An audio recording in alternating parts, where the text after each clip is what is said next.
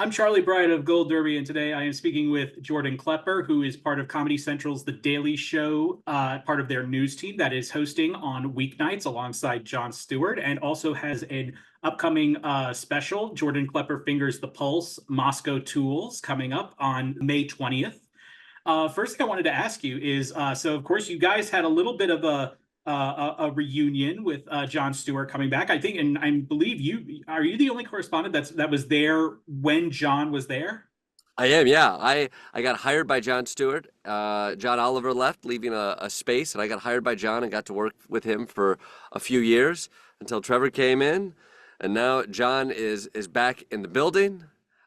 He's found a much simpler work-life balance. He's got his Mondays, and then he goes off on his yacht, I believe, into the Caribbean, gets some energy, and comes on back and lets us sort of take care of the desk while he's away. So we really found a nice evolution of how to work within an office environment.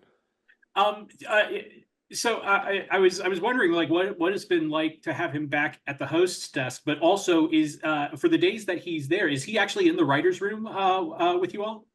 I mean, sort of how we've set it up. It's been, well, first off, it's been great to have him back. Like, all jokes aside, Jon hired me on, and before that, I was a fan of The Daily Show and watching Jon Stewart. He was somebody who inspired me to be smarter about the world, find comedy in the chaos, and call out the bullshit. And so to get to work underneath him was such an inspiration and really inspired me not only to do the things I got to do at The Daily Show, but the shows I got to do outside The Daily Show, definitely have an imprint of getting to work with Jon Stewart. And then we've had such a wild many years since then, like so lucky to work with Trevor, who's such a wonderful a coworker and boss.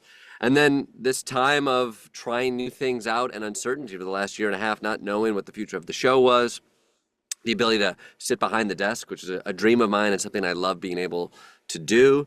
And then bringing Jon in to be a part of that with us and the rest of the team around the desk. It's really, honestly, it's a best case situation of like this time feels so important and so chaotic that one thing we discovered in the times of having rotating desks, that it was such a joy to have diverse points of view. Instead of just having that desk have one voice, to have these other voices be able to attack it from their own perspectives, and to bring in the ultimate voice, Jon, who practically crafted this art form, if not created, perfected, to have him on here really like gave us gave us a leader and gave us a focal point of what we could focus on and jump into this wild run up until the election. So I do see it as I feel very lucky to get to not only work with Jon as a colleague, but also to get to sit behind the desk myself and learn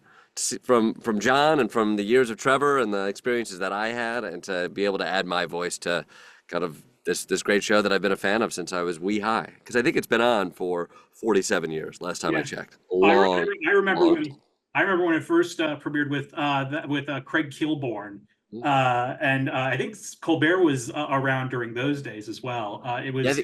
Yeah, It's wild to see how it's evolved over the years. oh, it's amazing. Yeah, I mean, I started watching Kilborn, big lanky guy behind the desk. I loved him back at Sports Center. Yeah, yeah, He used to do 5 questions at the end, and it was such a fun, playful, smart show. And then to see how it continues to evolve. I mean, I think that's what's so exciting about the Daily Show, is that it is this vessel that it keeps learning from its hosts and who's behind that desk. And Jon added such shape to the show when he took over, and Trevor sort of like brought it up to what was happening now and added his own voice to it all. And then now we're in this new phase that just feels like such an expansion of it all. So it feels like you've carved out this interesting little niche, specifically with your field pieces at Trump rallies, which happen to include the Capitol on January 6th. And I know, and we were talking about it beforehand, and and as someone who lives 3 miles away from it, I find it immensely fascinating. But what I'm actually very curious about is, when did you when did you first start to feel like things were starting to get into that out of control area, like into this like total anarchy that it ended up descending into? December, I think. Maybe mid-November, I would say. Like, I think we joke about that day. Our game plan for that day, having been to all of these rallies, we went to the Million MAGA March a few weeks beforehand with the all the Stop the Steal Yeah, that was discussion. at Freedom Plaza, I think, in front of the National Theater in DC, right? Yeah, and Yeah. people were angry, they were frustrated, and this talk of we need to do something, we need to take action, Trump, be there, will be wild. We showed up that day knowing that something was afoot. We didn't know how it would play out, but we had a game plan literally of like where we would do interviews because we knew masses of people would be mobilizing to go down to the Capitol, and so we we positioned ourselves not to get stuck. Quite frankly, we tried to stay as close to Union Station so we could get on a train whenever we needed to, as humanly possible. And Very so, understandable. Very so understandable. we were at the Washington Monument as Trump was giving his speech, and we saw Oath Keepers make their way down towards the Capitol. And so we saw a concerted effort of people starting to head that way even before the speech was done. And you got a sense like this is when this movement was happening. We knew Trump was asking for people to walk down to the Capitol. Later on that day was when the vote was taking place. And so we followed suit. It was chaotic. There was talk of revolution, and there were, I mean, people were literally wearing things on their shirts talking about, don't take this away from me, threatening things with guns. By the time we got to the Capitol, I think where our surprise was how people had immediately gone over the gates, how they had started to climb up and began amassing in that way. And so that's what we knew. We knew there was a potential for some big action that day. I think the big surprise came when we saw their ability to achieve that and how quickly that happened. And at that point, we did what any brave journalist would do, which would be interview a few people and then get on the train as fast as you can. Very smart. What you said you noticed someone from the Oath Keepers there. Did you, at the time, did you know that that was a person in the Oath Keepers, or is that something that you realized afterwards? I remember the Proud Boys and the Oath Keepers. I can't remember which. Like they were all wearing all black. Like they were very clearly in gear to try to look not suspicious, but their universal nature looked rather In suspicious the unto in the itself. in the concrete jungle that is Washington Yes, D.C. yeah. When everybody wears red apparel with flags and eagles on it, then when you dress like a ninja, you stand out. I think like dressing like a ninja only hides you when you're in an all dark room. When you're in the middle of the day in Washington D.C. surrounded by a sea of red, dressing like a ninja is sort of the loudest thing you can wear. Um, so to elaborate on that a little bit, other than January with these field pieces at these Trump rallies, other than January 6th, and I mean you still do them. Other than January 6th, what's the most you ever feared for your safety when doing a piece at one of these events?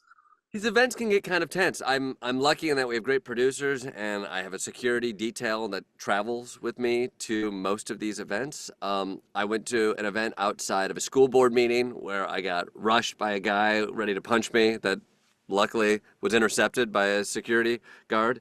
At the Stop the Steal event, a big mass chased me down an alley, which was a lot of fun. So there's always tension there. I will say once there was the era of Donald Trump in office, which things could get tense, but never angry to the point that I feared for my safety. When the MAGA faithful lost, that would be in quotations for the MAGA faithful, but when there was a feeling that they lost or had something taken away from them, the timber changed. And so the events got a little bit more testy. Stop the Steal got testy, January 6th got testy, and all these events we go to now get more and more intense. I think it's sort of what is compelling is to like, why has the rhetoric gotten to the point where people can't have conversations anymore? And so, frankly, one of the things I get to do with the Daily Show is I get to go to these places and talk to people when they're most heated. I've got to go to international zones. I traveled to Hungary and saw protests there. I just got back from military training in the woods of Estonia as they're prepping for a potential invasion by Vladimir Putin. And so, again, not the things I thought I would be doing as an improv teacher in New York and Chicago, but the state of comedy is so dire that you are taking improv teachers and you're throwing them into the woods in Estonia to try to get to the truth. So it's a reflection of a poorly run society or a really cutthroat world of comedy. I was mentioning to you I talked to you a couple years ago for your show, The Opposition, which was sadly short-lived, but it was a very fun show. And I'm curious as to what do you miss most about doing that show? Oh, I loved doing the opposition. Like we had such an amazing cast of characters. The citizen journalists I got to play off of were some of my favorite people in the world, and putting together a staff like there's the comedy of the show and getting to put on a show and play an outrageous character who can say wild, chaotic things and live in the world of conspiracy is so fun from a comic sensibility. You get to go to crazy town super fast, and I miss that. But ultimately, when working on a TV show, you're surrounded by family, creative family who put their blood, sweat, and tears in it. So I miss the camaraderie of that. I feel lucky in that I've gotten to have multiple loving families, the one at the Daily Show and the one at the Opposition. So I still get to see. Frankly, I'm after I finish this interview, I'm going to walk into an edit bay where I'm editing my new special right now with a few people who I got to work with at the Opposition who are now here helping out over the Daily Show. And so the family is still, many of them are still close and still working towards creating some fun comedy. But whenever you say goodbye to a show like that, the thing you miss most of all is, well, the health insurance. And secondly, the people.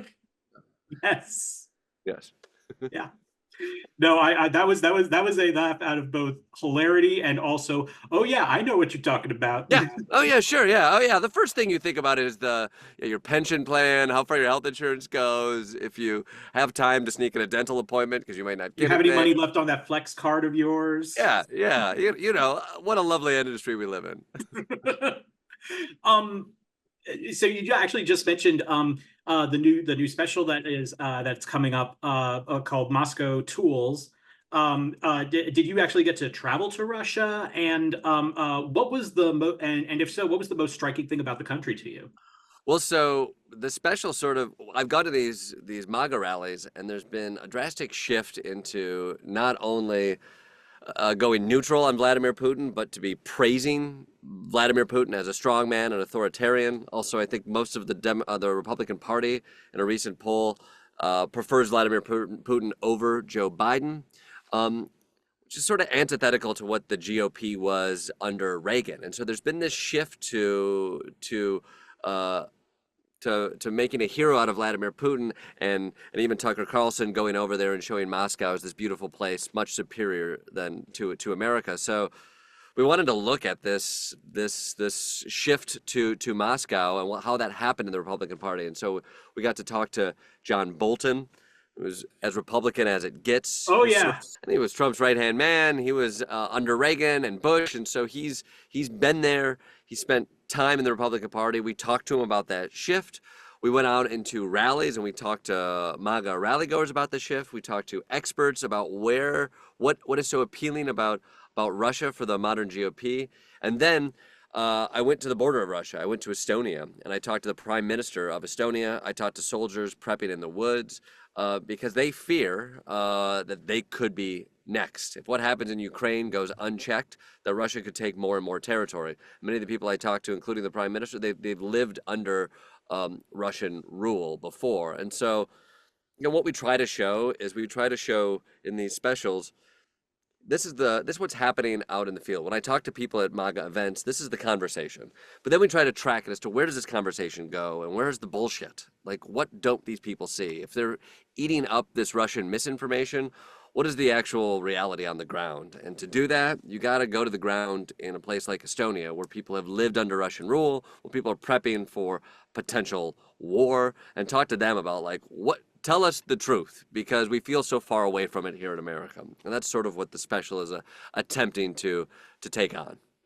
Have you ever had the chance to go to Russia over these years? I never have. Estonia was as close as we could get, and frankly, right now, probably about as close as I should get. But according to Tucker Carlson, it's a beautiful, beautiful country without any problems whatsoever. Yeah, and well, I mean, it was just making me think of when Jason Jones went. What was it, like 10 years ago, and just Yep. happened to be able to get like a minute with Gorbachev Yep. out of nowhere. Says, you know what? The people, world leaders want to talk to folks at the Daily Show. It's one of the odd benefits we get. Absolutely. Um, yeah, one of the other funny things that we talked about last time we talked was you were I was asking you about how do you escape from the insanity of having to immerse yourself in the current political situation. You specifically cited the Great British Baking Show Hmm. as one of your personal favorites. Is that still your go-to? And are there any other shows that you find are the best antidote to just being able to just turn your mind off of everything?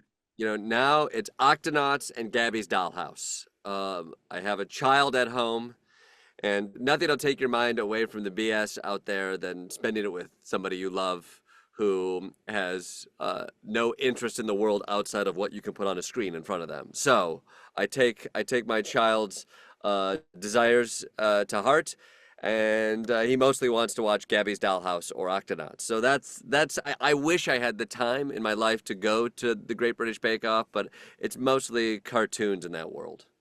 I don't see there's anything wrong with that as long as you're able to just get your mind off of it. And I'm just hoping Gabby's Dollhouse doesn't go political because right now it's so nice. Gabby, she gets to hang with Mercat, Cakey. The most egregious political things is whether or not a piece of cake can also be a cat. Like these are the only really strenuous dynamics that are happening in a show like this. So hopefully they stay apolitical. They live in that dollhouse and don't stray outside of it because it's frankly my last refuge.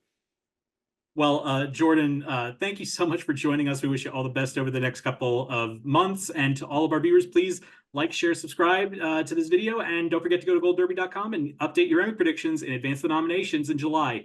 Thanks so much, Jordan. Thanks, Charlie.